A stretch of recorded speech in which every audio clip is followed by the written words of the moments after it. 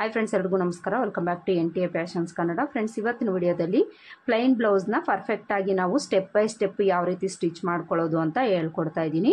ಮುಖ್ಯವಾಗಿ ಈ ವಿಡಿಯೋ ಅನ್ನೋದು ಬಿಗಿನರ್ಸ್ಗೆ ತುಂಬಾ ಯೂಸ್ಫುಲ್ ಆಗುತ್ತೆ ಫ್ರೆಂಡ್ಸ್. ಈ ಬ್ಲೌಸ್ನ ಕಟಿಂಗ್ ಅನ್ನೋದು ಆಲ್ರೆಡಿ ನಾನು ಅಪ್ಲೋಡ್ ಮಾಡಿದ್ದೀನಿ. ಡಿಸ್ಕ್ರಿಪ್ಷನಲ್ಲಿ ಲಿಂಕನ್ನು ಕೊಟ್ಟಿರ್ತೀನಿ, ಒಂದ್ಸಲ ಚೆಕ್ ಮಾಡ್ಕೊಳ್ಳಿ. ಮೊದಲಿಗೆ ನಾವಿಲ್ಲಿ ಸ್ಲೀವ್ಸ್ ಸ್ಟಿಚ್ ಮಾಡ್ಕೊಳ್ಳೋಣ. ಸ್ಲೀವ್ಸನ್ನು ತಗೊಳ್ಬೇಕು. ಸ್ಲೀವ್ಸ್ ತಗೊಂಡು ಉಲ್ಟಾ ಸೀದಾನ ನಾವು ನೋಡ್ಕೊಳ್ಬೇಕಾಗುತ್ತೆ. ಉಲ್ಟಾ ಸೀದಾ ನೋಡಿಕೊಂಡು ಉಲ್ಟಾ ಸೈಡ್ಗೆ ಹಾಕ್ಕೊಳ್ಬೇಕು. ಈ ಥರ ಉಲ್ಟಾ ಸೈಡ್ಗೆ ಹಾಕ್ಕೊಂಡು, ಇದು ಪ್ಲೈನ್ ಬ್ಲೌಸ್ ಆಗಿರೋದ್ರಿಂದ ಇದೇ ಫ್ಯಾಬ್ರಿಕಲ್ಲೇ ನಾವು ಇಲ್ಲಿ ಫೋಲ್ಡ್ ಮಾಡಿಕೊಂಡು ಸ್ಟಿಚ್ ಮಾಡ್ಕೊಳ್ಬೇಕಾಗುತ್ತೆ.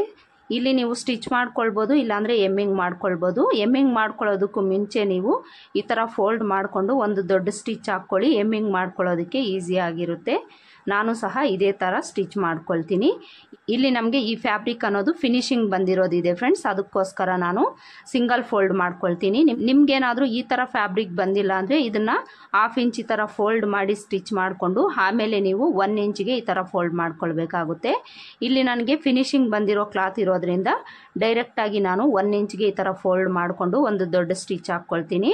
ದೊಡ್ಡ ಸ್ಟಿಚ್ ಯಾಕೆ ಹಾಕ್ಕೊಳ್ಬೇಕು ಅಂದರೆ ಎಮ್ಮಿಂಗ್ ಮಾಡಿ ಆದಮೇಲೆ ನಾವು ಅದನ್ನು ರಿಮೂವ್ ಮಾಡ್ಕೊಳ್ಳೋದಕ್ಕೆ ಈಸಿಯಾಗಿರುತ್ತೆ. ಅದಕ್ಕೋಸ್ಕರ ದೊಡ್ಡ ಸ್ಟಿಚ್ ಹಾಕ್ಕೊಳ್ಬೇಕು.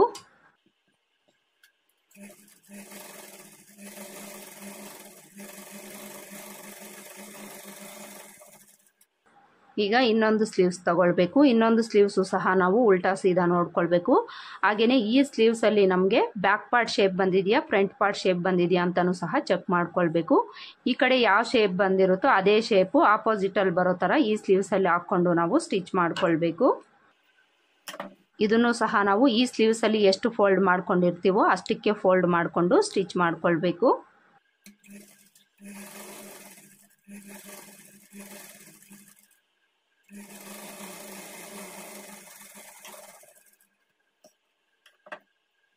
ನೋಡಿ, ಇಲ್ಲಿ 2 ಸ್ಲೀವ್ಸ್ನು ನಾವು ಸ್ಟಿಚ್ ಮಾಡ್ಕೊಂಡಾಯ್ತು.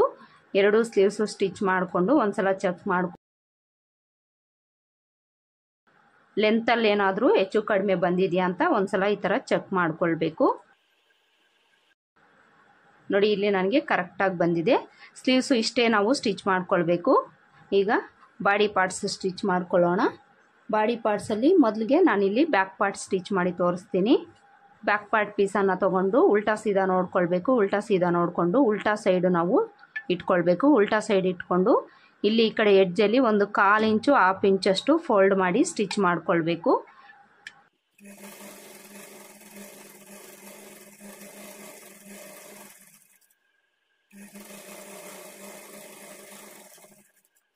ಈ ಥರ ನಾವು ಒಂದು 1/2 ಇಂಚು ಇಲ್ಲ 1/4 ಇಂಚಷ್ಟು ಫೋಲ್ಡ್ ಮಾಡಿ ಸ್ಟಿಚ್ ಮಾಡಿಕೊಂಡು, ಈಗ ನಾವು ಮಾರ್ಜಿನ್ಗೋಸ್ಕರ ಎಷ್ಟು ಬಿಟ್ಟಿರ್ತೀವೋ ಅಷ್ಟಕ್ಕೆ ಈ ಥರ ಫೋಲ್ಡ್ ಮಾಡಿಕೊಂಡು ಸ್ಟಿಚ್ ಮಾಡ್ಕೊಳ್ಬೇಕು. ಇಲ್ಲೂ ಸಹ ನೀವು ಎಮ್ಮಿಂಗ್ ಮಾಡ್ಕೊಳ್ಬೋದು. ಎಮ್ಮಿಂಗ್ ಮಾಡ್ಕೊಳ್ಳೋ ಹಂಗಿದ್ರೆ ನೀವು ಒಂದು ದೊಡ್ಡ ಸ್ಟಿಚ್ಚನ್ನು ಹಾಕ್ಕೊಂಡು ಎಮ್ಮಿಂಗ್ ಮಾಡಿ ಆದಮೇಲೆ ಆ ಸ್ಟಿಚ್ಚನ್ನು ರಿಮೂವ್ ಮಾಡ್ಕೊಳ್ಳಿ. ನಾನಿಲ್ಲಿ ಡೈರೆಕ್ಟಾಗಿ ಸ್ಟಿಚ್ ಮಾಡ್ಕೊಳ್ತೀನಿ.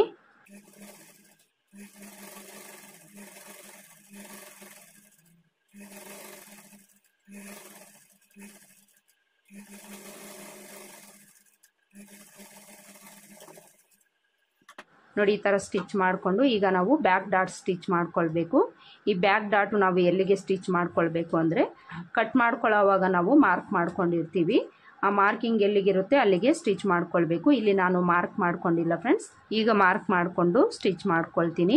ಇಲ್ಲಿಂದ ಒಂದು 4 ಇಂಚಿಗೆ ಮಾರ್ಕ್ ಮಾಡ್ಕೊಳ್ಬೇಕು. 4 ಇಂಚಿಗೆ ಮಾರ್ಕ್ ಮಾಡ್ಕೊಳ್ಬೋದು, ಇಲ್ಲಾಂದರೆ ಈ ಶೋಲ್ಡರ್ ನೇರಕ್ಕೆ ನೀವು ಸ್ಟಿಚ್ ಮಾಡ್ಕೊಳ್ಬೋದು. ಈ ಕಡೆ ಒಂದು ಡಾಟು, ಈ ಕಡೆ ಒಂದು ಡಾಟನ್ನು ನಾವು ಸ್ಟಿಚ್ ಮಾಡ್ಕೊಳ್ಳೋದ್ರಿಂದ 2 ಡಾಟು ಒಂದೇ ಹತ್ರ ಹಿಡಿಬೇಕು. ಅದಕ್ಕೋಸ್ಕರ ನಾನು ಈ ಥರ ಮಾರ್ಕ್ ಮಾಡ್ಕೊಳ್ತೀನಿ. ಈ ಥರ ಮಾರ್ಕ್ ಮಾಡಿಕೊಂಡು ಈಗ ಮೊದಲಿಗೆ ಈ ಕಡೆ ಡಾಟನ್ನು ಸ್ಟಿಚ್ ಮಾಡಿ ತೋರಿಸ್ತೀನಿ. ಎಲ್ಲಿಗೆ ನಾವು ಮಾರ್ಕ್ ಮಾಡ್ಕೊಂಡಿರ್ತೀವೋ ಅಲ್ಲಿಗೆ ಈ ಥರ ಫೋಲ್ಡ್ ಮಾಡಿಕೊಂಡು 1/2 ಇಂಚ್ ಮಾರ್ಜಿನ್ ಇಟ್ಕೊಂಡು ಡಾಟನ್ನು ಸ್ಟಿಚ್ ಮಾಡ್ಕೊಳ್ಬೇಕು. ಈ ಥರ ಸ್ಟಿಚ್ ಮಾಡ್ಕೊಳ್ಳೋವಾಗ ಸ್ಟಾರ್ಟಿಂಗು ಎಂಡಿಂಗಲ್ಲಿ ನಾವು ರಫ್ ಸ್ಟಿಚ್ ಹಾಕ್ಕೊಂಡು ಸ್ಟಿಚ್ ಮಾಡ್ಕೊಳ್ಬೇಕು. ಇಲ್ಲಾಂದರೆ ಸ್ಟಿಚ್ ಎಲ್ಲ ನಮಗೆ ಬಿಚ್ಕೊಳ್ಳುತ್ತೆ ಫ್ರೆಂಡ್ಸ್. ಇದನ್ನು ಕಂಪಲ್ಸರಿ ನೀವು ಗಮನದಲ್ಲಿಟ್ಕೊಳ್ಬೇಕು.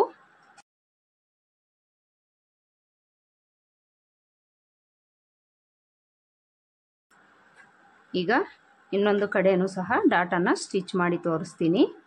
ಇದನ್ನು ಸಹ ಈ ಥರ ಫೋಲ್ಡ್ ಮಾಡಿಕೊಂಡು 1/2 ಇಂಚ್ ಮಾರ್ಜಿನ್ಗೆ ಸ್ಟಿಚ್ ಮಾಡ್ಕೊಳ್ಬೇಕು.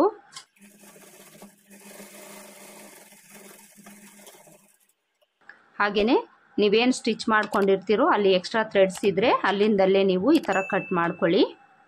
ನೋಡಿ, ಇಲ್ಲಿ 2 ಡಾಟು ಸ್ಟಿಚ್ ಮಾಡ್ಕೊಂಡಾಯಿತು. ಬ್ಯಾಕ್ ಪಾರ್ಟು ಸಹ ಸ್ಟಿಚ್ ಮಾಡ್ಕೊಂಡಾಯಿತು. ಈಗ ಫ್ರಂಟ್ ಪಾರ್ಟ್ ಸ್ಟಿಚ್ ಮಾಡ್ಕೊಳ್ಳೋಣ. ಫ್ರಂಟ್ ಪಾರ್ಟ್ಸು ಸಹ ನಾವು ಚೆಕ್ ಮಾಡ್ಕೊಳ್ಬೇಕು. ಉಲ್ಟಾ ಸೀದಾನ ಚೆಕ್ ಮಾಡಿಕೊಂಡು ಉಲ್ಟಾ ಸೈಡ್ಗೆ ತಿರುಗಿಸ್ಕೊಂಡು ಮೊದಲಿಗೆ ಡಾಟ್ಸ್ ಸ್ಟಿಚ್ ಮಾಡ್ಕೊಳ್ಬೇಕು. ಡಾಟ್ಸು ನಾವೇನು ಮಾರ್ಕ್ ಮಾಡ್ಕೊಂಡಿರ್ತೀವೋ ಅಲ್ಲಿಗೆ ಈ ಥರ ಹಿಡ್ಕೊಂಡು ಸ್ಟಿಚ್ ಮಾಡ್ಕೊಳ್ಬೇಕು. ಮೊದಲಿಗೆ ನಾವಿಲ್ಲಿ ಮೇನ್ ಡಾಟನ್ನು ಸ್ಟಿಚ್ ಮಾಡ್ಕೊಳ್ಳೋಣ.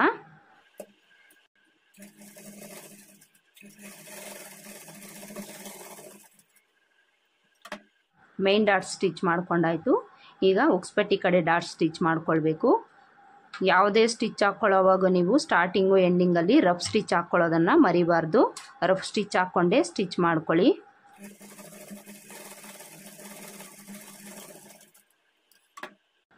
ಈಗ ಆರ್ಮೋಲ್ ಡಾಟ್ ಸ್ಟಿಚ್ ಮಾಡ್ಕೊಳ್ಬೇಕು. ಆರ್ಮೋಲ್ ಡಾಟು ಮುಕ್ಸ್ಪಟ್ಟಿ ಕಡೆ ಡಾಟ್ಸ್ ಅನ್ನೋದು ನಾವು 1/4 ಇಂಚ್ ಮಾರ್ಜಿನ್ ಅಷ್ಟೇ ಇಟ್ಕೊಂಡು ಸ್ಟಿಚ್ ಮಾಡ್ಕೊಳ್ಬೇಕು. ಮೇಯ್ನಾಗಿ ನಮಗೆ ಮೇಯ್ನ್ ಡಾಟ್ ಇಂಪಾರ್ಟೆಂಟ್ ಆಗಿರೋದ್ರಿಂದ ಈ ವಿಡ್ತ್ ಅನ್ನೋದು ನಾವು ಕರೆಕ್ಟಾಗಿ ಸ್ಟಿಚ್ ಮಾಡ್ಕೊಳ್ಬೇಕು.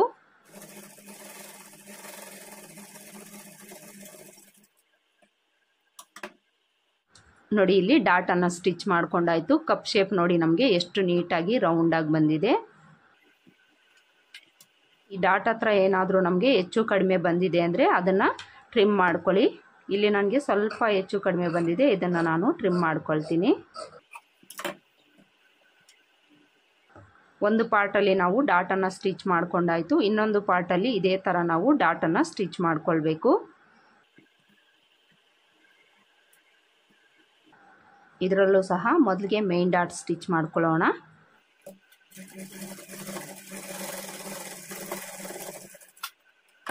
ಈಗ ಉಕ್ಸ್ಪಟ್ಟಿ ಕಡೆ ಡಾಟ್ ಸ್ಟಿಚ್ ಮಾಡ್ಕೊಳ್ಬೇಕು.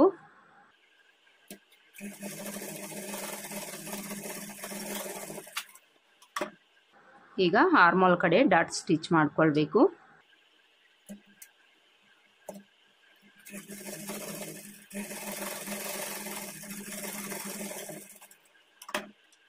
ಈ ಕಡೆ ಪಾರ್ಟಲ್ಲೂ ಸಹ ಈ ಡಾಟ್ ಹತ್ರ ಹೆಚ್ಚು ಕಡಿಮೆ ಏನಾದರೂ ಇದೆ ಅಂದರೆ ಅದನ್ನು ಟ್ರಿಮ್ ಮಾಡ್ಕೊಳ್ಳಿ.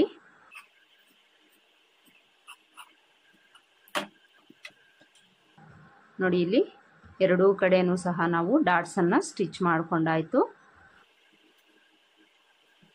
ಈಗ ಒಂದ್ಸಲ ನಾವು ಮುಕ್ಸ್ಪಟ್ಟಿ ಕಾಜಾಪಟ್ಟಿ ಕಡೆ ಲೆಂತ್ ಅನ್ನೋದು ಕರೆಕ್ಟಾಗಿದೆಯಾ ಇಲ್ವಾ ಅಂತ ಚೆಕ್ ಮಾಡ್ಕೊಳ್ಬೇಕು. ಇಲ್ಲಿ ನನಗೆ ಕರೆಕ್ಟಾಗಿದೆ ಫ್ರೆಂಡ್ಸ್. ಈಗ ಈ ಸೈಡ್ ಜಾಯಿಂಟ್ ಕಡೆನೂ ಸಹ ನಾವು ಚೆಕ್ ಮಾಡ್ಕೊಳ್ಬೇಕು. ಪ್ರತಿಯೊಂದನ್ನು ಸಹ ನಾವು ಈ ಥರ ಚೆಕ್ ಮಾಡ್ಕೊಂಡಿದ್ದೀವಿ ಅಂದರೆ ಫಿನಿಶಿಂಗಲ್ಲಿ ನಮಗೆ ಯಾವುದೇ ಥರ ಹೆಚ್ಚು ಕಡಿಮೆ ಬರದೆ ಕರೆಕ್ಟಾಗಿ ಬರುತ್ತೆ ಫ್ರೆಂಡ್ಸ್.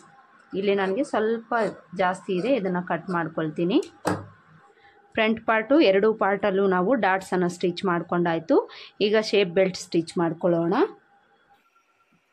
ಶೇಪ್ ಬೆಲ್ಟ್ಗೆ ನಾವಿಲ್ಲಿ 3 ಪೀಸ್ ತಗೊಳ್ಬೇಕು. ಒಂದೊಂದು ಶೇಪ್ ಬೆಲ್ಟ್ಗೆ, ಈ ಶೇಪ್ ಬೆಲ್ಟ್ಗೆ 3 ಪೀಸು, ಈ ಶೇಪ್ ಬೆಲ್ಟ್ಗೆ 3 ಪೀಸ್ ತಗೊಂಡಿದ್ದೀನಿ ಫ್ರೆಂಡ್ಸ್. ಈ ಬ್ಲೌಸ್ ಫ್ಯಾಬ್ರಿಕ್ ಅನ್ನೋದು ನನಗೆ ಕಡಿಮೆ ಇತ್ತು, ಅದಕ್ಕೋಸ್ಕರ ನಾನಿಲ್ಲಿ ಬೇರೆ ಕಲರು 2 ಪೀಸನ್ನು ತಗೊಂಡಿದ್ದೀನಿ. ನಿಮಗೆ ಈ ಫ್ಯಾಬ್ರಿಕ್ ಉಳಿದಿದೆ ಅಂದರೆ 2 ಪೀಸ್ ತಗೊಳ್ಳಿ. ಇಲ್ಲಾಂದರೆ ಈ ಥರ ನೀವು ಬೇರೆ ಕಲರ್ ಫ್ಯಾಬ್ರಿಕ್ಕು ಸಹ ಹಾಕ್ಕೊಳ್ಬೋದು. ನಾನಿಲ್ಲಿ ಒಂದು ಕಲರ್ ಫ್ಯಾಬ್ರಿಕ್ಕು ಮೇನ್ ಫ್ಯಾಬ್ರಿಕ್ ಕೆಳಗಡೆ ಹಾಕ್ಕೊಂಡಿದ್ದೀನಿ, ಮಧ್ಯದಲ್ಲಿ ಮೇನ್ ಫ್ಯಾಬ್ರಿಕ್ ಹಾಕ್ಕೊಂಡಿದ್ದೀನಿ, ಅದ್ರ ಮೇಲೆ ಇನ್ನೊಂದು ನಾನು ಲೈನಿಂಗ್ ಫ್ಯಾಬ್ರಿಕನ್ನು ಇಟ್ಕೊಂಡಿದ್ದೀನಿ. 2 ಶೇಪ್ ಬೆಲ್ಟ್ಗೂ ಸಹ ಇದೇ ಥರ ನಾವು ಹಾಕ್ಕೊಳ್ಬೇಕು. ಈ ಥರ ನಾವು 2 ಶೇಪ್ ಬೆಲ್ಟನ್ನು ಸೆಟ್ ಮಾಡ್ಕೊಳ್ಬೇಕು. ಈ ಥರ ಸೆಟ್ ಮಾಡಿಕೊಂಡಾಗ ನಾವು ಉಕ್ಸ್ಪಟ್ಟಿ ಕಾಜಾಪಟ್ಟಿ ಆಗಲಿ ಸೈಡ್ ಜಾಯಿಂಟ್ ಕಡೆ ಆಗಲಿ ಆಪೋಸಿಟ್ ಬರೋ ಥರನೇ ಹಾಕ್ಕೊಳ್ಬೇಕು. ಇಲ್ಲಾಂದರೆ 2 ಶೇಪ್ ಬೆಲ್ಟು ಒಂದೇ ಕಡೆ ಬರೋ ಚಾನ್ಸಸ್ ಇರುತ್ತೆ. ಅದಕ್ಕೋಸ್ಕರ ಇದನ್ನು ನೋಡಿಕೊಂಡೇ ಸ್ಟಿಚ್ ಮಾಡ್ಕೊಳ್ಬೇಕು. ಈ ಥರ ಸೆಟ್ ಮಾಡಿಕೊಂಡು ಒಂದು ಪೀಸನ್ನು ನಾವು ಪಕ್ಕಕ್ಕಿಟ್ಟು ಒಂದು ಶೇಪ್ ಬೆಲ್ಟ್ ಪೀಸನ್ನು ತಗೊಂಡು 1/2 ಇಂಚ್ ಮಾರ್ಜಿನ್ಗೆ ಸ್ಟಿಚ್ ಮಾಡ್ಕೊಳ್ಬೇಕು.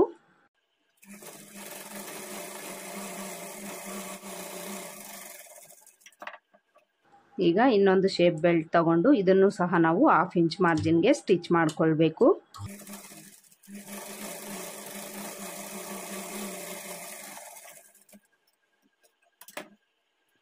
ಈ ಥರ ಸ್ಟಿಚ್ ಮಾಡಿಕೊಂಡು ಈ ಲೈನಿಂಗ್ ಫ್ಯಾಬ್ರಿಕನ್ನು ಈ ಥರ ಓಪನ್ ಮಾಡಿಕೊಂಡು ಈ ಲೈನಿಂಗ್ ಫ್ಯಾಬ್ರಿಕ್ ಮೇಲೆ ಎಡ್ಜ್ಗೆ ಒಂದು ಕಿನಾರಿ ಸ್ಟಿಚ್ ಹಾಕ್ಕೊಳ್ಬೇಕು.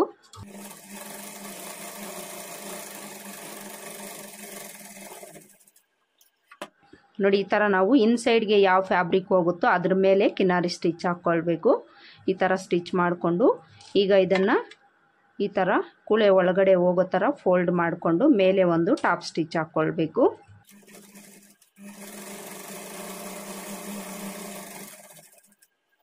ನೋಡಿ ಈ ಥರ ಸ್ಟಿಚ್ ಮಾಡಿಕೊಂಡು ಈ ಮೇನ್ ಫ್ಯಾಬ್ರಿಕ್ ಎಷ್ಟಿದೆ ಅಷ್ಟಕ್ಕೆ ಈ ಉಳಿದಿರೋ ಫ್ಯಾಬ್ರಿಕನ್ನು ಕಟ್ ಮಾಡ್ಕೊಳ್ಬೇಕು.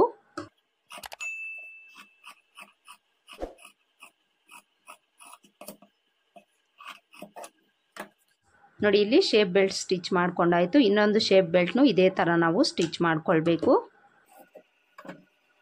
ನಾನಿಲ್ಲಿ ಆಲ್ರೆಡಿ ಸ್ಟಿಚ್ ಮಾಡ್ಕೊಂಡಿದ್ದೀನಿ. ಈಗ ಫ್ರಂಟ್ ಪಾರ್ಟ್ಗೆ ನಾವು ಶೇಪ್ ಬೆಲ್ಟ್ ಅಟ್ಯಾಚ್ ಮಾಡ್ಕೊಳ್ಳೋಣ. ಇಲ್ಲಿ ನಾನು ಶೇಪ್ ಬೆಲ್ಟು ಇನ್ವಿಸಿಬಲ್ ಸ್ಟಿಚ್ ಮಾಡ್ತಾ ಇದ್ದೀನಿ. ಅದಕ್ಕೋಸ್ಕರ ಮೇನ್ ಫ್ಯಾಬ್ರಿಕ್ ಒಂದು ಕಡೆಗೆ, ಇನ್ಸೈಡ್ ಬರೋ ಫ್ಯಾಬ್ರಿಕ್ ಒಂದು ಕಡೆಗೆ ಈ ಥರ ಓಪನ್ ಮಾಡ್ಕೊಳ್ಬೇಕು. ಈ ಥರ ಓಪನ್ ಮಾಡಿಕೊಂಡು ಈಗ ಫ್ರಂಟ್ ಪಾರ್ಟ್ ತಗೊಳ್ಳೋಣ. ಈ ಫ್ರಂಟ್ ಪಾರ್ಟು ಸೀದಾ ಸೈಡು ಇದ್ರ ಮೇಲೆ ಇಟ್ಕೊಳ್ಬೇಕು.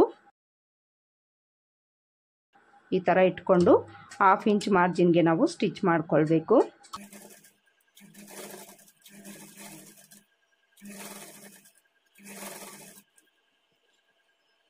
ನೋಡಿ ಇಲ್ಲಿ ಡಾಟ್ವರೆಗೂ ಸ್ಟಿಚ್ ಮಾಡ್ಕೊಂಡು ಬಂದು ಈ ಡಾಟ್ ನಾವೇನು ಸ್ಟಿಚ್ ಮಾಡ್ಕೊಂಡಿರ್ತೀವೋ ಈ ಫ್ಯಾಬ್ರಿಕನ್ನು ಒಳಗಡೆಗೆ ಫೋಲ್ಡ್ ಮಾಡಿಕೊಂಡು ಸ್ಟಿಚ್ ಮಾಡ್ಕೊಳ್ಬೇಕು.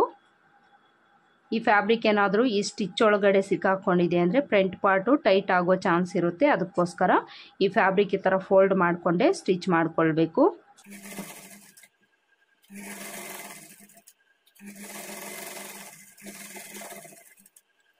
ಈ ಥರ ಸ್ಟಿಚ್ ಮಾಡಿಕೊಂಡು ಈಗ ಸೀದಾ ಸೈಡ್ಗೆ ಈ ಥರ ತಿರುಗಿಸ್ಕೊಳ್ಬೇಕು. ಈ ಥರ ತಿರುಗಿಸ್ಕೊಂಡು ಈ ಶೋಲ್ಡರ್ ಕಡೆಯಿಂದ ಈ ಫ್ಯಾಬ್ರಿಕನ್ನು ಈ ಥರ ಸಣ್ಣದಾಗಿ ಫೋಲ್ಡ್ ಮಾಡಿಕೊಂಡು ಶೇಪ್ ಬೆಲ್ಟ್ ಒಳಗಡೆಗೆ ಈ ಥರ ಇಟ್ಕೊಳ್ಬೇಕು. ಈ ಥರ ಇಟ್ಕೊಂಡು ಈ ಫ್ಯಾಬ್ರಿಕನ್ನು ಇದ್ರ ಮೇಲೆ ಈ ಥರ ತಗೊಳ್ಬೇಕು. ಅಂದರೆ ಈ ಫ್ಯಾಬ್ರಿಕ್ ಒಳಗಡೆ ಇರಬೇಕು.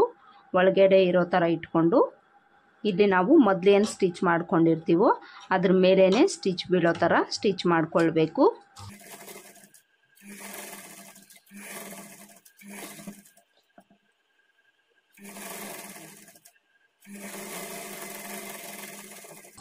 ಈ ಥರ ಸ್ಟಿಚ್ ಮಾಡಿಕೊಂಡು ಇದನ್ನು ಉಲ್ಟಾ ಸೈಡ್ಗೆ ತಿರುಗಿಸ್ಕೊಂಡು ಇದ್ರ ಮೇಲೆ ಇನ್ನೊಂದು ಡಬಲ್ ಸ್ಟಿಚ್ ಹಾಕ್ಕೊಳ್ತಾ ಬರಬೇಕು.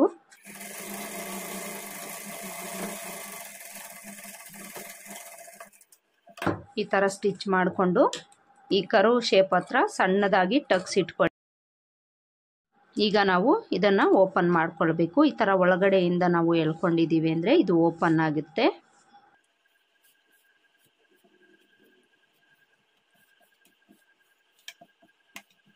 ನೋಡಿ ಇಲ್ಲಿ ಶೇಪ್ ಬೆಲ್ಟ್ ಅಟ್ಯಾಚ್ ಮಾಡ್ಕೊಂಡಾಯಿತು. ಇನ್ಸೈಡಲ್ಲಿ ತೋರಿಸ್ತೀನಿ.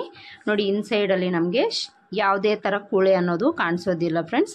ಈ ಥರ ನೀವು ಇನ್ವಿಸಿಬಲ್ ಸ್ಟಿಚ್ ಮಾಡ್ಕೊಳ್ಳಿ. ಫಿನಿಶಿಂಗ್ ಅನ್ನೋದು ನೀಟಾಗಿರುತ್ತೆ. ಈಗ ಈ ಕಡೆ ಉಕ್ಸ್ಪಟ್ಟಿ ಕಡೆ ಏನಾದರೂ ಶೇಪ್ ಬೆಲ್ಟು ಎಕ್ಸ್ಟ್ರಾ ಇದ್ದರೆ ಅದನ್ನು ಟ್ರಿಮ್ ಮಾಡ್ಕೊಳ್ಬೇಕು. ಹಾಗೆಯೇ ಈ ಸೈಡ್ ಜಾಯಿಂಟ್ ಕಡೆಯೂ ಸ್ವಲ್ಪ ನಮಗೆ ಎಕ್ಸ್ಟ್ರಾ ಇರುತ್ತೆ, ಅದನ್ನು ಸಹ ಟ್ರಿಮ್ ಮಾಡ್ಕೊಳ್ಬೇಕು. ನೋಡಿ ನಾವಿಲ್ಲಿ ಫ್ರಂಟ್ ಪಾರ್ಟಲ್ಲಿ ಶೇಪ್ ಬೆಲ್ಟು ಸಹ ಸ್ಟಿಚ್ ಮಾಡ್ಕೊಂಡಾಯಿತು. ಇದೇ ಥರ ಇನ್ನೊಂದು ಕಡೆ ಪಾರ್ಟಲ್ಲೂ ಸಹ ನಾವು ಶೇಪ್ ಬೆಲ್ಟ್ ಸ್ಟಿಚ್ ಮಾಡ್ಕೊಳ್ಬೇಕು. ನಾನಿಲ್ಲಿ ಆಲ್ರೆಡಿ ಸ್ಟಿಚ್ ಮಾಡ್ಕೊಂಡಿದ್ದೀನಿ, ತೋರಿಸ್ತೀನಿ. ನೋಡಿ ಇಲ್ಲಿ ಎರಡೂ ಪಾರ್ಟಲ್ಲೂ ಸಹ ನಾನು ಶೇಪ್ ಬೆಲ್ಟನ್ನು ಸ್ಟಿಚ್ ಮಾಡ್ಕೊಂಡಾಯಿತು. ಈಗ ನಾವು ಉಕ್ಸ್ಪಟ್ಟಿ ಕಾಜಾಪಟ್ಟಿ ಸ್ಟಿಚ್ ಮಾಡ್ಕೊಳ್ಳೋಣ. ಮೊದಲಿಗೆ ನಾನಿಲ್ಲಿ ಉಕ್ಸ್ಪಟ್ಟಿ ಅಟ್ಯಾಚ್ ಮಾಡಿ ತೋರಿಸ್ತೀನಿ. ನೋಡಿ ಉಕ್ಸ್ಪಟ್ಟಿಗೆ ನಾವು 1-2 ಇಂಚ್ ಅಗಲದ ಫ್ಯಾಬ್ರಿಕ್ ತಗೊಳ್ಬೇಕು. ಇದನ್ನು ತಗೊಂಡು ಈ ಥರ ಡಬಲ್ ಫೋಲ್ಡ್ ಮಾಡ್ಕೊಳ್ಬೇಕು. ಈ ಥರ ಡಬಲ್ ಫೋಲ್ಡ್ ಮಾಡಿಕೊಂಡು ಈ ಫ್ರಂಟ್ ಪಾರ್ಟ್ ಏನಿದೆ ಇದು ಟಾಪ್ ಸೈಡ್ ಮೇಲೆ ಬರೋ ಥರ ಇಟ್ಕೊಳ್ಬೇಕು. ಈ ಥರ ಇಟ್ಕೊಂಡು ಈ ಕಡೆ 1/2 ಇಂಚು ಇಲ್ಲ 1 ಇಂಚ್ ಅಷ್ಟು ಎಕ್ಸ್ಟ್ರಾ ಬಿಟ್ಟು ಇಲ್ಲಿಂದ ನಾವು ಒಂದು 1/4 ಇಂಚ್ ಮಾರ್ಜಿನ್ ಇಟ್ಕೊಂಡು ಸ್ಟಿಚ್ ಮಾಡ್ಕೊಳ್ಬೇಕು.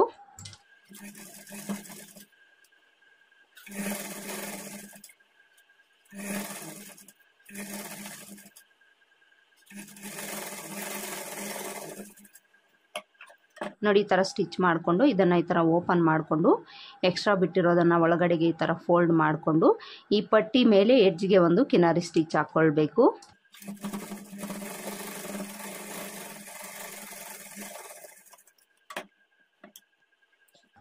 ಈ ಥರ ಸ್ಟಿಚ್ ಮಾಡಿಕೊಂಡು ಈಗ ಇದನ್ನು ಇನ್ಸೈಡ್ಗೆ ಈ ಥರ ತಿರುಗಿಸ್ಕೊಂಡು ಇನ್ಸೈಡ್ಗೆ ಫೋಲ್ಡ್ ಮಾಡಿಕೊಂಡು ಈ ಕಡೆ ಎಡ್ಜ್ಗೆ ಸ್ಟಿಚ್ ಮಾಡ್ಕೊಳ್ಬೇಕು.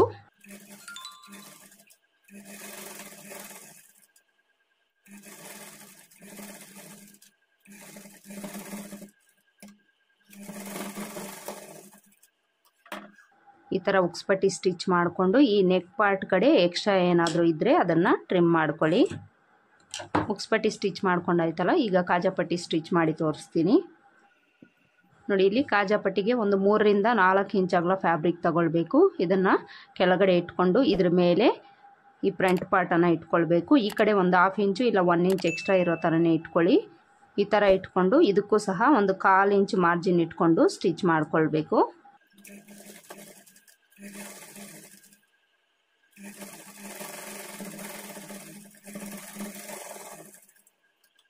ಈ ಥರ ಸ್ಟಿಚ್ ಮಾಡಿಕೊಂಡು ಈ ಫ್ಯಾಬ್ರಿಕನ್ನು ಈ ಥರ ಓಪನ್ ಮಾಡಿಕೊಂಡು ಇದನ್ನು ಡಬಲ್ ಫೋಲ್ಡ್ ಮಾಡಿಕೊಂಡು ನಾವೇನು ಮೊದಲು ಸ್ಟಿಚ್ ಮಾಡ್ಕೊಂಡಿರ್ತೀವೋ ಅದ್ರ ಮೇಲೆ ಇಟ್ಕೊಂಡು ಎಡ್ಜಿಗೆ ಸ್ಟಿಚ್ ಮಾಡ್ಕೊಳ್ಬೇಕು.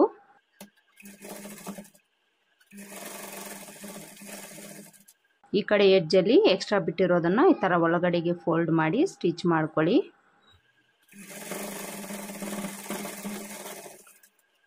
ಈ ಥರ ಸ್ಟಿಚ್ ಮಾಡಿಕೊಂಡು ಈ ಸ್ಟಿಚ್ ಪಕ್ಕದಲ್ಲಿ 1/4 ಇಂಚ್ ಗ್ಯಾಪ್ ಬಿಟ್ಟು ಇನ್ನೊಂದು ಸ್ಟಿಚ್ ಮಾಡ್ಕೊಳ್ಳಿ. ಈ ಗ್ಯಾಪಲ್ಲಿ ನಾವು ಕಾಜಾನ ಹಾಕ್ಕೊಳ್ತೀವಿ, ಅದಕ್ಕೋಸ್ಕರ ಒಂದು 1/4 ಇಂಚ್ ಗ್ಯಾಪ್ ಬಿಟ್ಟು ಇನ್ನೊಂದು ಸ್ಟಿಚ್ ಹಾಕ್ಕೊಳ್ಬೇಕು.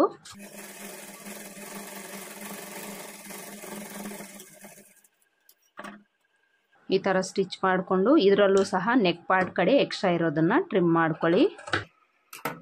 ಈಗ ಉಕ್ಸ್ಪಟ್ಟಿ ಕಾಜಾಪಟ್ಟಿ ಲೆಂತು ಕರೆಕ್ಟಾಗಿದೆಯಾ ಇಲ್ವಾ ಅಂತ ಚೆಕ್ ಮಾಡ್ಕೊಳ್ಳೋಣ ಎರಡೂ ಪಾರ್ಟಲ್ಲೂ.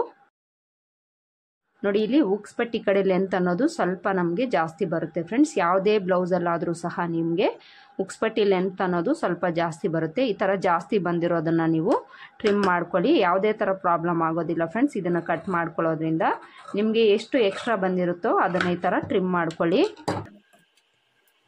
ನೋಡಿ, ಈಗ ಕರೆಕ್ಟಾಗಿ ನಮಗೆ ಸರಿ ಹೋಯಿತು. ಈಗ ನಾವು ಬ್ಯಾಕ್ ಪಾರ್ಟ್ ತಗೊಂಡು ಶೋಲ್ಡರ್ ಜಾಯಿಂಟ್ ಮಾಡ್ಕೊಳ್ಳೋಣ. ನೋಡಿ, ಇಲ್ಲಿ ಬ್ಯಾಕ್ ಪಾರ್ಟ್ ತಗೊಳ್ಬೇಕು.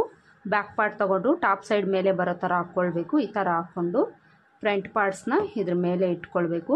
ಈ ಫ್ರಂಟ್ ಪಾರ್ಟು ನೋಡ್ಕೊಳ್ಳಿ, ಸೀದಾ ಸೈಡು ಈ ಕಡೆನೇ ಇರೋ ಥರ ಇಟ್ಕೊಳ್ಬೇಕು. ಈ ಥರ ಇಟ್ಕೊಂಡು ನಾವು ಶೋಲ್ಡರ್ ಜಾಯಿಂಟ್ ಅನ್ನೋದು 1/2 ಇಂಚ್ ಮಾರ್ಜಿನ್ಗೆ ಸ್ಟಿಚ್ ಮಾಡ್ಕೊಳ್ಬೇಕು. ಎರಡೂ ಶೋಲ್ಡರ್ಸು ಈಕ್ವಲ್ ಆಗಿ ಇಟ್ಕೊಳ್ಳಿ. ಈ ಥರ ಈಕ್ವಲ್ ಆಗಿ ಇಟ್ಕೊಂಡು 1/2 ಇಂಚ್ ಮಾರ್ಜಿನ್ಗೆ ಸ್ಟಿಚ್ ಮಾಡ್ಕೊಳ್ಬೇಕು.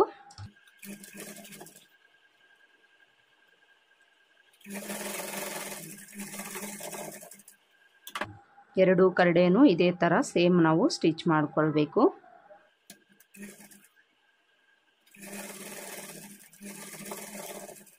ಈ ಥರ ಒಂದು ಸ್ಟಿಚ್ ಮಾಡಿಕೊಂಡು ಇದ್ರ ಮೇಲೆ ಇನ್ನೊಂದು ಡಬಲ್ ಸ್ಟಿಚ್ ಹಾಕ್ಕೊಳ್ಳಿ.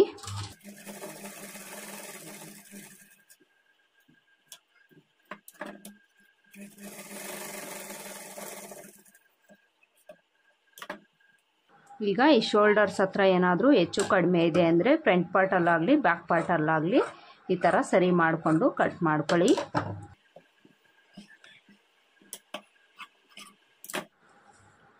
ಈಗ ಫ್ರಂಟ್ ಪಾರ್ಟು ಬ್ಯಾಕ್ ಪಾರ್ಟು ಸೈಡ್ಗಳು ಕರೆಕ್ಟಾಗಿದೆಯಾ ಇಲ್ವಾ ಅಂತ ಚೆಕ್ ಮಾಡ್ಕೊಳ್ಬೇಕು. ಈ ಸೈಡ್ ಜಾಯಿಂಟ್ಗಳ ಕಡೆ ಫ್ರಂಟಲ್ಲಿ ಬ್ಯಾಕಲ್ಲಿ ನಿಮಗೆ ಹೆಚ್ಚು ಕಡಿಮೆ ಏನಾದರೂ ಇದೆ ಅಂದರೆ ಇಲ್ಲೇ ನೀವು ಸರಿ ಮಾಡ್ಕೊಳ್ಬೇಕಾಗುತ್ತೆ. ಇದನ್ನು ನೀವು ಸರಿ ಮಾಡ್ಕೊಂಡಿಲ್ಲ ಅಂದಾಗಲೇ ನಿಮಗೆ ಸೈಡ್ ಜಾಯಿಂಟ್ ಮಾಡ್ಕೊಳ್ಳೋವಾಗ ಅಪ್ ಆ್ಯಂಡ್ ಡೌನ್ ಅನ್ನೋದು ಬರುತ್ತೆ ಫ್ರೆಂಡ್ಸ್. ಫ್ರಂಟ್ ಪಾರ್ಟಲ್ಲಿ ಬ್ಯಾಕ್ ಪಾರ್ಟಲ್ಲಿ ಇದನ್ನು ನೋಡಿಕೊಂಡು ಸ್ಟಿಚ್ ಮಾಡ್ಕೊಳ್ಳಿ. ಎರಡೂ ಸೈಡು ಇದೇ ಥರ ನಾವು ಚೆಕ್ ಮಾಡ್ಕೊಳ್ಬೇಕು.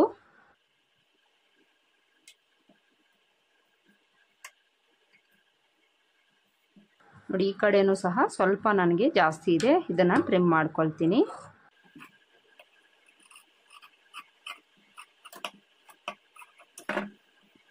ಈಗ ನೆಕ್ಕಿಗೆ ನಾವು ಪೈಪಿಂಗ್ ಕೊಡೋಣ.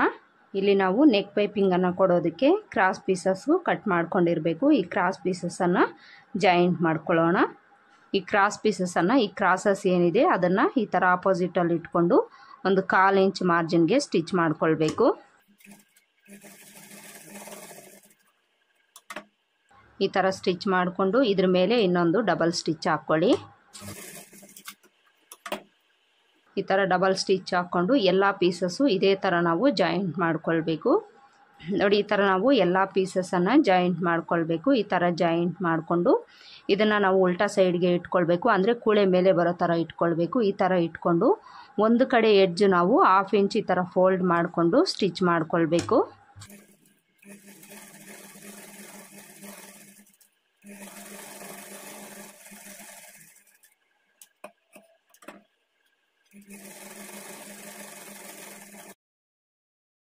ನೋಡಿ ಈ ಥರ ಸ್ಟಿಚ್ ಮಾಡಿಕೊಂಡು ಈಗ ಬ್ಲೌಸ್ಗೆ ನಾವು ಪೈಪಿಂಗನ್ನು ಕೊಡಬೇಕು. ಪೈಪಿಂಗ್ ಕೊಡೋವಾಗ ಸೀದಾ ಸೈಡ್ ಮೇಲೆ ಬರೋ ಥರ ಇಟ್ಕೊಳ್ಳಿ. ಈ ಥರ ಇಟ್ಕೊಂಡು ಈ ಫ್ಯಾಬ್ರಿಕ್ಕು ಕೂಳೆ ಮೇಲೆ ಬರೋ ಥರ ಇಟ್ಕೊಳ್ಬೇಕು. ಈ ಥರ ಇಟ್ಕೊಂಡು ಇಲ್ಲಿ ನಾವು ಒಂದು 1/2 ಇಂಚ್ ಎಕ್ಸ್ಟ್ರಾ ಫ್ಯಾಬ್ರಿಕನ್ನು ಬಿಟ್ಟು 1/4 ಇಂಚ್ ಮಾರ್ಜಿನ್ಗೆ ಸ್ಟಿಚ್ ಮಾಡ್ಕೊಳ್ಬೇಕು. ಸ್ಟಾರ್ಟಿಂಗಲ್ಲಿ ರಫ್ ಸ್ಟಿಚ್ ಹಾಕ್ಕೊಂಡು ಸ್ಟಿಚ್ ಮಾಡ್ಕೊಳ್ಳಿ.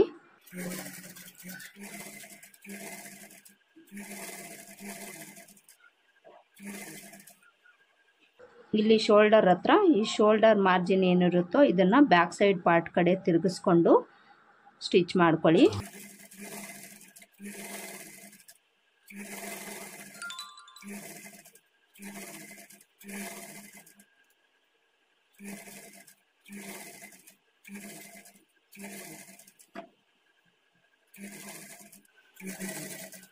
ಈ ಕಡೆನೂ ಸಹ ಈ shoulder margin back side part ಕಡೆ ತಿರುಗಿಸ್ಕೊಂಡೆ ಸ್ಟಿಚ್ ಮಾಡ್ಕೊಳ್ಳಿ.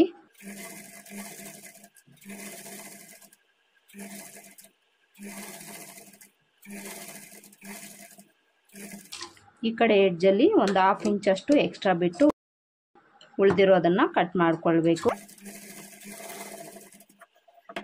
ನೋಡಿ ಈ ಥರ ಸ್ಟಿಚ್ ಮಾಡಿಕೊಂಡು ಈ ಕರ್ವ್ ಶೇಪ್ಗಳಲ್ಲಿ ನಾವು ಸಣ್ಣ ಟಕ್ಸ್ ಇಟ್ಕೊಳ್ಬೇಕು.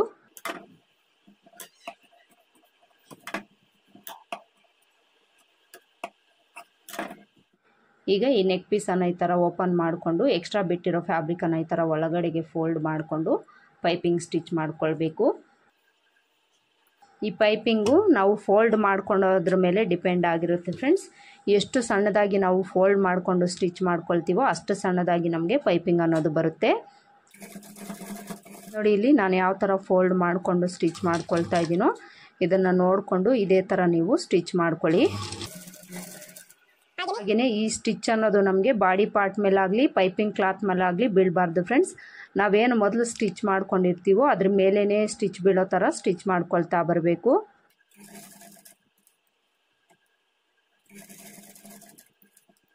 ಹಾಗೆಯೇ ಎಲ್ಲ ಕಡೆಯೂ ಈಕ್ವಲ್ ಆಗಿ ನಾವು ಪೈಪಿಂಗ್ ಸ್ಟಿಚ್ ಮಾಡ್ಕೊಳ್ಬೇಕಾಗುತ್ತೆ. ಒಂದತ್ರ ಸಣ್ಣ ಒಂದತ್ರ ದಪ್ಪ ಆ ಥರ ಎಲ್ಲ ಇಟ್ಕೊಂಡು ನಾವು ಸ್ಟಿಚ್ ಮಾಡ್ಕೊಳ್ಬಾರ್ದು. ಫಿನಿಶಿಂಗ್ ಅನ್ನೋದು ನಮಗೆ ನೀಟಾಗಿ ಕಾಣಿಸೋದಿಲ್ಲ ಫ್ರೆಂಡ್ಸ್. ಈಕ್ವಲ್ ಆಗಿ ನಾವು ಸ್ಟಿಚ್ ಮಾಡ್ಕೊಳ್ಬೇಕು.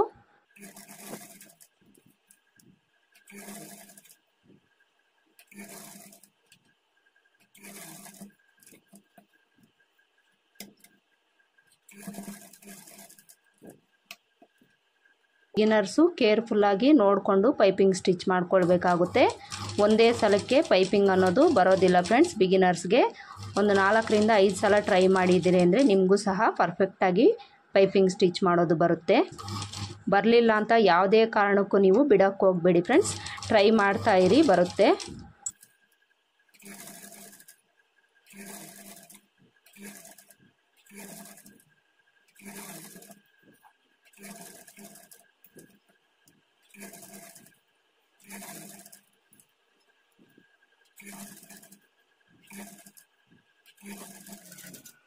ನೋಡಿ ಈ ಕಡೆ ಎಡ್ಜಲ್ಲೂ ಎಕ್ಸ್ಟ್ರಾ ಫ್ಯಾಬ್ರಿಕ್ ಬಿಟ್ಟಿರ್ತೀವಲ್ಲ ಇದನ್ನು ಒಳಗಡೆಗೆ ಈ ಥರ ಫೋಲ್ಡ್ ಮಾಡಿಕೊಂಡು ಸ್ಟಿಚ್ ಮಾಡ್ಕೊಳ್ಬೇಕು.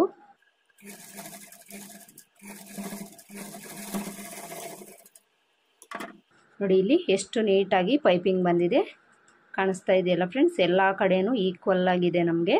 ಇದೇ ಥರ ನೀವು ಸಹ ಸ್ಟಿಚ್ ಮಾಡ್ಕೊಳ್ಬೇಕು. ನೋಡಿದ್ರಲ್ಲ ಎಷ್ಟು ನೀಟಾಗಿ ಪೈಪಿಂಗ್ ಬಂದಿದೆ ಅಂತ. ಈಗ ನಾವು ಸ್ಲೀವ್ಸ್ ಅಟ್ಯಾಚ್ ಮಾಡ್ಕೊಳ್ಳೋಣ. ಇಲ್ಲಿ ನಾವು ಸ್ಲೀವ್ಸ್ ತಗೊಳ್ಬೇಕು. ಸ್ಲೀವ್ಸ್ ತಗೊಂಡು ಯಾವ ಸ್ಲೀವು ಯಾವ ಕಡೆ ಅಟ್ಯಾಚ್ ಮಾಡ್ಕೊಳ್ಬೇಕು ಅಂತ ನೋಡ್ಕೊಳ್ಬೇಕಾಗುತ್ತೆ. ಸ್ಲೀವ್ಸಲ್ಲಿ ಫ್ರಂಟ್ ಶೇಪ್ ಕಟ್ ಮಾಡ್ಕೊಂಡಿರ್ತೀವಲ್ಲ ಈ ಫ್ರಂಟ್ ಶೇಪು ಫ್ರಂಟ್ ಪಾರ್ಟ್ ಕಡೆನೇ ಬರೋ ಥರ ನಾವು ಸ್ಟಿಚ್ ಮಾಡ್ಕೊಳ್ಬೇಕು. ಇದನ್ನು ನೋಡಿಕೊಂಡು ಸ್ಟಿಚ್ ಮಾಡ್ಕೊಳ್ಳಿ. ಈಗ ನಾನು ಒಂದು ಕಡೆ ಅಟ್ಯಾಚ್ ಮಾಡಿ ತೋರಿಸ್ತೀನಿ. ಈ ಸ್ಲೀವ್ಸ್ ಮಿಡಲ್ ನ್ಯಾಚ್ ಇರುತ್ತಲ್ಲ ಇದನ್ನು ಶೋಲ್ಡರ್ ಜಾಯಿಂಟ್ ಹತ್ರ ಇಟ್ಕೊಳ್ಬೇಕು.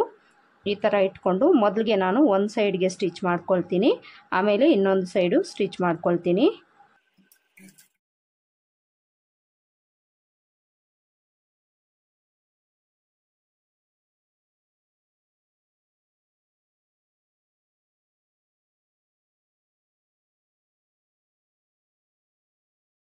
ಈ ಥರ ಒಂದು ಸೈಡ್ಗೆ ಸ್ಟಿಚ್ ಮಾಡಿಕೊಂಡು ಇದನ್ನು ಈ ಥರ ಉಲ್ಟಾ ತಿರುಗಿಸ್ಕೊಂಡು ಅದ್ರ ಮೇಲೇ ಸ್ಟಿಚ್ ಮಾಡ್ಕೊಳ್ತಾ ಬರಬೇಕು.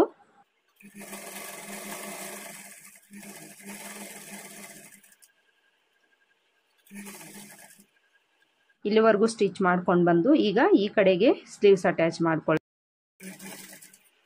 ಈ ಥರ ನಾವು ಸ್ಲೀವ್ಸ್ ಅಟ್ಯಾಚ್ ಮಾಡ್ಕೊಳ್ಳೋವಾಗ ಬಾಡಿ ಪಾರ್ಟ್ಸ್ನಾಗಲಿ ಸ್ಲೀವ್ಸ್ನಾಗಲಿ ಎಳಿದೆ ನಾವು ಸ್ಟಿಚ್ ಮಾಡ್ಕೊಳ್ಬೇಕು. ಇವೆರಡೂ ಸಹ ನಮಗೆ ಎಕ್ಸ್ಪೆಂಡ್ ಆಗೋ ಚಾನ್ಸ್ ಇರುತ್ತೆ.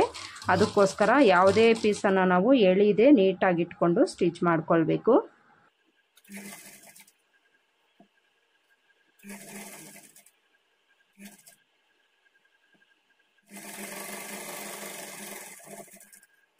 ಈ ಥರ ಎರಡೂ ಕಡೆ ಸ್ಲೀವ್ಸ್ ಅಟ್ಯಾಚ್ ಮಾಡಿಕೊಂಡು ಈಗ ಸ್ಲೀವ್ಸ್ ಕಡೆಗೆ ತಿರುಗಿಸ್ಕೊಂಡು ಇದ್ರ ಮೇಲೆ ಡಬಲ್ ಸ್ಟಿಚ್ ಹಾಕ್ಕೊಳ್ಬೇಕು.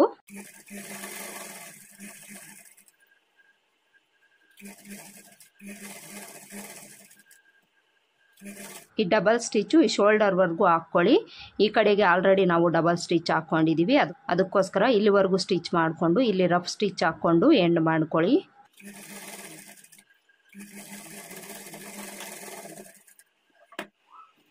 ನೋಡಿ, ಇಲ್ಲಿ ಸ್ಲೀವ್ಸ್ ಅಟ್ಯಾಚ್ ಮಾಡ್ಕೊಂಡಾಯಿತು. ಸ್ಲೀವ್ಸ್ ಫಿನಿಶಿಂಗ್ ಯಾವ ಥರ ಬಂದಿದೆ ಅಂತ ತೋರಿಸ್ತೀನಿ. ನೋಡಿ, ತುಂಬಾ ನೀಟಾಗಿ ಫಿನಿಶಿಂಗ್ ಬಂದಿದೆ ಫ್ರೆಂಡ್ಸ್. ಯಾವುದೇ ಪಾರ್ಟಲ್ಲಿ ಸ್ಲೀವ್ಸಲ್ಲಾಗಲಿ ಬಾಡಿ ಪಾರ್ಟಲ್ಲಾಗಲಿ ನಮಗೆ ರಿಂಕಲ್ಸ್ ಅನ್ನೋದು ಬಂದಿಲ್ಲ, ಪರ್ಫೆಕ್ಟಾಗಿ ಬಂದಿದೆ. ನೋಡಿ, ಫ್ರಂಟ್ ಪಾರ್ಟಲ್ಲಿ ತೋರಿಸ್ತಾ ಇದ್ದೀನಿ. ಫ್ರಂಟ್ ಪಾರ್ಟಲ್ಲೂ ಸಹ ತುಂಬಾ ನೀಟಾಗಿ ಫಿನಿಶಿಂಗ್ ಬಂದಿದೆ. ಈಗ ಇದೇ ಥರ ಇನ್ನೊಂದು ಸೈಡು ಸಹ ನಾವು ಸ್ಲೀವ್ಸ್ ಅಟ್ಯಾಚ್ ಮಾಡ್ಕೊಳ್ಬೇಕು. ಈ ಕಡೆನೂ ಸಹ ನಾನು ಈ ಶೋಲ್ಡರ್ ಜಾಯಿಂಟಿಂದ ಸ್ಟಿಚ್ ಮಾಡ್ಕೊಳ್ತೀನಿ. ಈ ಶೋಲ್ಡರ್ ಜಾಯಿಂಟ್ ಹತ್ರ ಸ್ಲೀವ್ಸ್ನ ಮಿಡಲ್ ನ್ಯಾಚ್ ಇಟ್ಕೊಳ್ಬೇಕು. ಈ ಥರ ಇಟ್ಕೊಂಡು ಮೊದಲಿಗೆ ನಾನು ಒಂದು ಸೈಡು ಸ್ಟಿಚ್ ಮಾಡ್ಕೊಳ್ತೀನಿ.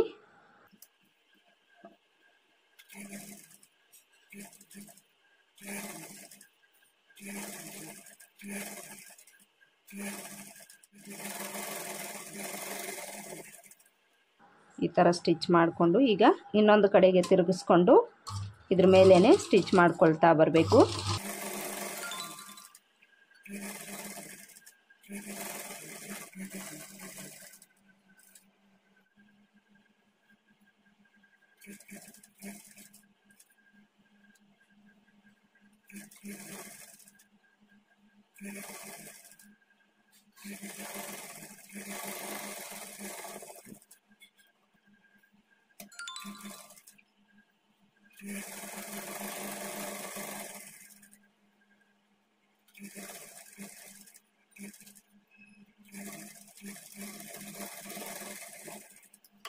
ನೋಡಿ, ಇಲ್ಲಿ ನಾನು ಎರಡೂ ಕಡೆನೂ ಸಹ ಸ್ಲೀವ್ಸ್ ಅಟ್ಯಾಚ್ ಮಾಡ್ಕೊಂಡಾಯಿತು.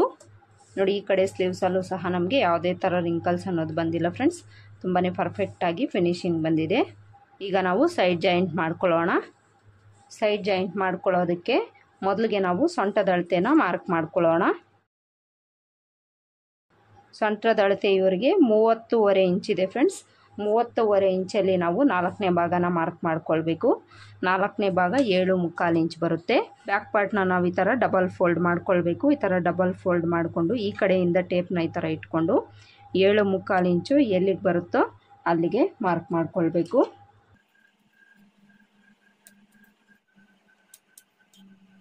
ಈ ಕಡೆನೂ ಸಹ ಮಾರ್ಕ್ ಮಾಡ್ಕೊಳ್ಬೇಕು. ಈ ಥರ ಮಾರ್ಕ್ ಮಾಡಿಕೊಂಡು ಈಗ ಫ್ರಂಟ್ ಪಾರ್ಟಲ್ಲಿ ಮಾರ್ಕ್ ಮಾಡ್ಕೊಳ್ಳೋಣ. ಫ್ರಂಟ್ ಪಾರ್ಟಲ್ಲಿ ಕಾಜಾಪಟ್ಟಿ ಕಡೆ ಕಾಜಾಪಟ್ಟಿನ ಬಿಟ್ಟು ಮಾರ್ಕ್ ಮಾಡ್ಕೊಳ್ಬೇಕು. ಉಕ್ಸ್ಪಟ್ಟಿ ಕಡೆ ಉಕ್ಸ್ಪಟ್ಟಿನೂ ಸೇರಿಸಿ ಮಾರ್ಕ್ ಮಾಡ್ಕೊಳ್ಬೇಕು.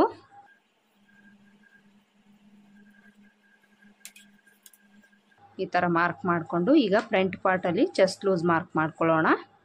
ಚೆಸ್ಟ್ ಲೂಸು ಇವರಿಗೆ 36 ಇಂಚು. 36 ಇಂಚಲ್ಲಿ 4ನೇ ಭಾಗನ ನಾವು ಮಾರ್ಕ್ ಮಾಡ್ಕೊಳ್ಬೇಕು. 4ನೇ ಭಾಗ 9 ಇಂಚು. ಇದು ಪ್ಲೈನ್ ಬ್ಲೌಸ್ ಆಗಿರೋದ್ರಿಂದ ನಾವಿಲ್ಲಿ 8.25 ಇಂಚಿಗಷ್ಟೇ ಮಾರ್ಕ್ ಮಾಡ್ಕೊಳ್ಬೇಕು. ಎರಡೂ ಸೈಡು ಇದೇ ಥರ ನಾವು ಚೆಸ್ಟ್ ಲೂಸ್ನ ಮಾರ್ಕ್ ಮಾಡ್ಕೊಳ್ಬೇಕು.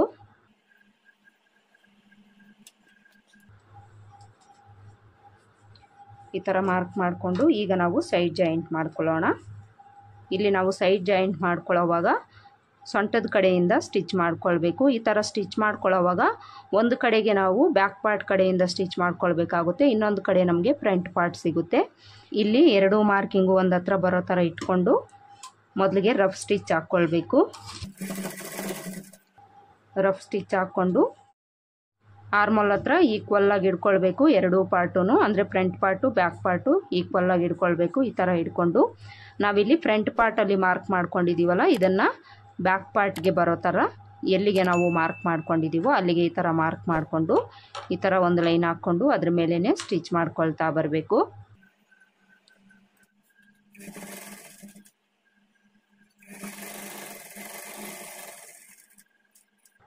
ಇಲ್ಲಿವರೆಗೂ ಸ್ಟಿಚ್ ಮಾಡಿಕೊಂಡು ಸ್ಲೀವ್ಸ್ನ ಈ ಥರ ಸರಿ ಮಾಡ್ಕೊಳ್ಬೇಕು. ಈ ಥರ ಸರಿ ಮಾಡಿಕೊಂಡು ಸ್ಲೀವ್ ಲೂಸ್ ಮಾರ್ಕ್ ಮಾಡ್ಕೊಳ್ಬೇಕು.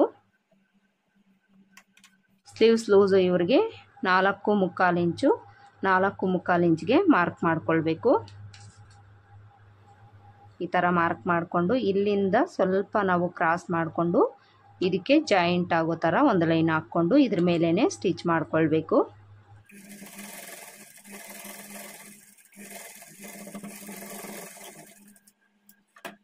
ನೋಡಿ ಇಲ್ಲಿ ಸೈಡ್ ಜಾಯಿಂಟ್ ಮಾಡ್ಕೊಂಡಾಯಿತು. ಈ ಥರ ಸೈಡ್ ಜಾಯಿಂಟ್ ಮಾಡಿಕೊಂಡಾಗ ಇಲ್ಲಿ ನಮಗೆ ಪ್ಲಸ್ ರೀತಿಯಲ್ಲಿ ಬಂದಿರಬೇಕು ಫ್ರೆಂಡ್ಸ್. ಆರ್ಮೋಲ್ ಹತ್ರ ನೋಡಿ ಕರೆಕ್ಟಾಗಿ ನನಗೆ ಪ್ಲಸ್ ರೀತಿಯಲ್ಲಿ ಬಂದಿದೆ, ಅಂದರೆ 4 ಸ್ಟಿಚ್ ಅನ್ನೋದು ನಮಗೆ ಜಾಯಿಂಟ್ ಆಗಿ ಈ ಥರ ಪ್ಲಸ್ ರೀತಿಯಲ್ಲಿ ಬರಬೇಕು. ಈ ಥರನೇ ನೀವು ಸ್ಟಿಚ್ ಮಾಡ್ಕೊಳ್ಬೇಕಾಗುತ್ತೆ. ಈ ಥರ ಒಂದು ಸ್ಟಿಚ್ ಹಾಕ್ಕೊಂಡು ಇದರ ಪಕ್ಕದಲ್ಲಿ ನಾವು 3 ರಿಂದ 4 ಸ್ಟಿಚ್ಚು ಎಕ್ಸ್ಟ್ರಾ ಹಾಕ್ಕೊಳ್ಬೇಕು.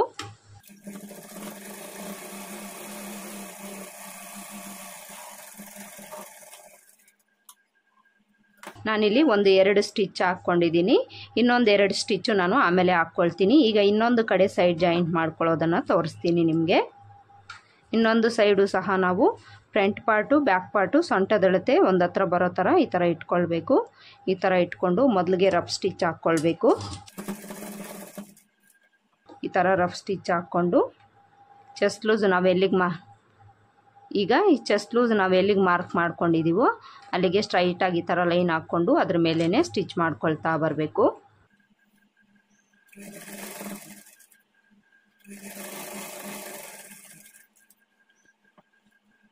ಆರ್ಮೋಲ್ವರೆಗೂ ಸ್ಟಿಚ್ ಮಾಡಿಕೊಂಡು ಈಗ ಸ್ಲೀವ್ಸ್ನ ಸರಿ ಮಾಡ್ಕೊಳ್ಬೇಕು. ಸ್ಲೀವ್ಸ್ನ ಈ ಥರ ಸರಿ ಮಾಡಿಕೊಂಡು ಸ್ಲೀವ್ ಲೂಸ್ ಮಾರ್ಕ್ ಮಾಡ್ಕೊಳ್ಬೇಕು. ಆಲ್ರೆಡಿ ನಾವು ಒಂದು ಕಡೆ ಅಟ್ಯಾಚ್ ಮಾಡ್ಕೊಂಡಿರೋದ್ರಿಂದ ಅದೇ ಸ್ಲೀವ್ಸ್ ತಗೊಳ್ಳಿ, ಅದೇ ಸ್ಲೀವ್ಸ್ ತಗೊಂಡು ಮಾರ್ಕ್ ಮಾಡ್ಕೊಳ್ಳಿ. ಈ ಥರ ಮಾರ್ಕ್ ಮಾಡಿಕೊಂಡು ಇಲ್ಲಿಂದ ಈ ಥರ ಕ್ರಾಸಾಗಿ ಒಂದು ಲೈನ್ ಹಾಕ್ಕೊಂಡು ಅದ್ರ ಮೇಲೇ ಸ್ಟಿಚ್ ಮಾಡ್ಕೊಳ್ತಾ ಬರಬೇಕು.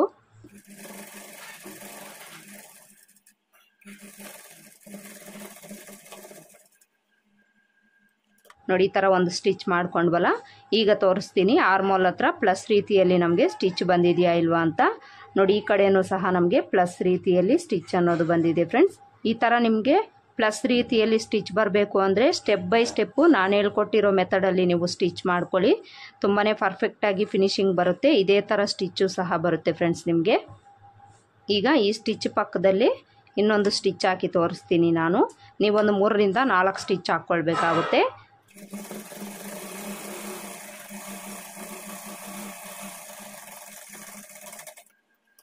ಈ ಥರ ನೀವು 3 ರಿಂದ 4 ಸ್ಟಿಚ್ ಹಾಕ್ಕೊಂಡು ಈ ಎಡ್ಜಿಗೆ ಒಂದು ಸ್ಟಿಚ್ ಹಾಕ್ಕೊಂಡು ಎಕ್ಸ್ಟ್ರಾಸ್ನ ಕಟ್ ಮಾಡ್ಕೊಳ್ಳಿ.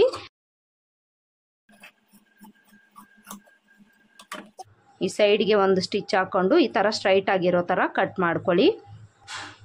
ಈ ಥರ ಬ್ಲೌಸ್ ಎಲ್ಲ ಸ್ಟಿಚ್ ಮಾಡಿ ಆದಮೇಲೆ ಸೀದಾ ಮಾಡಿಕೊಂಡು ನೀವು ಅಳತೆ ಬ್ಲೌಸ್ ತಗೊಂಡು ಒಂದು ಸಲ ಚೆಕ್ ಮಾಡ್ಕೊಳ್ಳಿ, ಸೊಂಟದ ಅಳತೆ ಕರೆಕ್ಟಾಗಿದೆಯಾ ಇಲ್ವಾ ಅಂತ. ಸೊಂಟದ ಅಳತೆಯಲ್ಲೇ ನಮಗೆ ಸ್ವಲ್ಪ ಹೆಚ್ಚು ಕಡಿಮೆ ಅನ್ನೋದು ಬರುತ್ತೆ ಫ್ರೆಂಡ್ಸ್, ಇನ್ಯಾವುದ್ರಲ್ಲೂ ನಮಗೆ ಹೆಚ್ಚು ಕಡಿಮೆ ಅನ್ನೋದು ಬರೋದಿಲ್ಲ. ಸೊಂಟದ ಅಳತೆಯಲ್ಲಿ ಮಾತ್ರ ಸ್ವಲ್ಪ ನಮಗೆ ಹೆಚ್ಚು ಕಡಿಮೆ ಅನ್ನೋದು ಬರುತ್ತೆ, ಅದನ್ನು ಚೆಕ್ ಮಾಡ್ಕೊಳ್ಬೇಕು.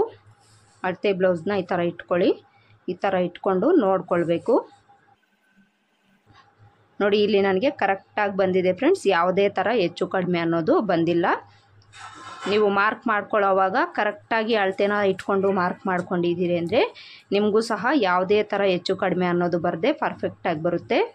ನೋಡಿದ್ರಲ್ಲ ಫ್ರೆಂಡ್ಸ್, ಇವತ್ತಿನ ವಿಡಿಯೋದಲ್ಲಿ ಪ್ಲೈನ್ ಬ್ಲೌಸನ್ನು ನಾವು ಸ್ಟೆಪ್ ಬೈ ಸ್ಟೆಪ್ಪು ಪರ್ಫೆಕ್ಟಾಗಿ ಯಾವ ರೀತಿ ಸ್ಟಿಚ್ ಮಾಡ್ಕೊಳ್ಳೋದು ಅಂತ ಬಿಗಿನರ್ಸ್ಗೂ ಸಹ ಅರ್ಥ ಆಗೋ ರೀತಿಯಲ್ಲಿ ನಾನು ಹೇಳ್ಕೊಟ್ಟಿದ್ದೀನಿ. ಹೋಪ್ ಈ ವಿಡಿಯೋ ನಿಮ್ಗೆ ಇಷ್ಟ ಆಗಿದೆ ಅಂತ ಅಂದ್ಕೊಳ್ತೀನಿ. ಇಷ್ಟ ಆಗಿದರೆ ವಿಡಿಯೋ ಒಂದು ಲೈಕ್ ಕೊಡೋದನ್ನು ಮರಿಬೇಡಿ. ಮತ್ತೆ ಸಿಗೋಣ ಮುಂದಿನ ವಿಡಿಯೋದಲ್ಲಿ. ಅಲ್ಲಿವರೆಗೂ ನಮಸ್ಕಾರ. Thanks for watching.